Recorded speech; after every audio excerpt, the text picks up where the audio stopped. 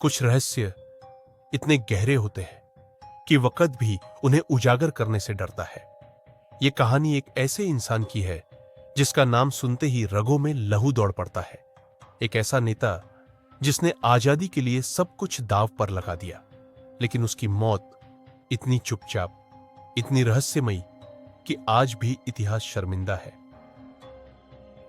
18 अगस्त 1945 Japan का Taihoku airport, एक जापानी मिलिट्री प्लेन उड़ान भरता है और कुछ ही देर में खबर आती है, प्लेन क्रैश हो गया। घोषणा होती है, सुभाष चंद्र बोस की मौत हो चुकी है। लेकिन यह मौत इतनी सीधी नहीं थी।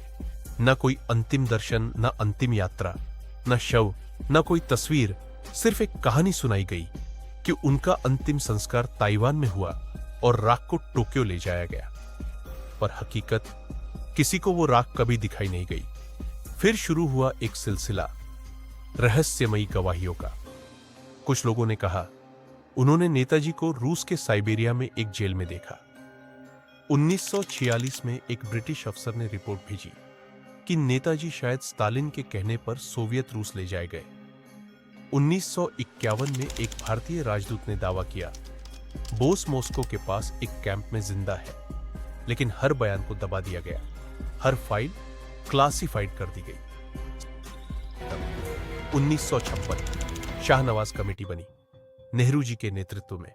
उसने कहा, हां, नेताजी की मौत प्लेन क्रैश में हो गई थी, लेकिन उस कमेटी के ही कुछ सदस्य कहते हैं कि उन पर दबाव डाला गया था। 1770 खोसला आयोग बना। उसने कहा, सबूत नाकाफी है। 1999 मुखर्जी आयोग ने जांच शुरू की। उन्होंने ताइवान जाकर हर दस्तावेज खंगाले और जो निष्कर्ष निकला वो चौंकाने वाला था। ताइवान में उस दिन कोई प्लेन क्रैश हुआ ही नहीं। तो फिर सवाल उठा, अगर प्लेन क्रैश हुआ ही नहीं तो नेताजी की मौत कैसे हुई, या क्या वो मरे ही नहीं थे? उत्तर प्रदेश का एक शांत शहर फैजाबाद, वहां 1985 में एक सन्यासी की मृत्यु होती है। नाम गुमनामी बाबा।